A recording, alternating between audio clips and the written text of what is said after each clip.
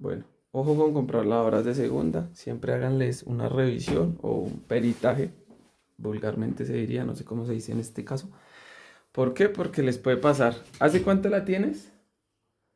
7 meses, 8 meses. 7 meses. La compraron en 1.200. Y vean.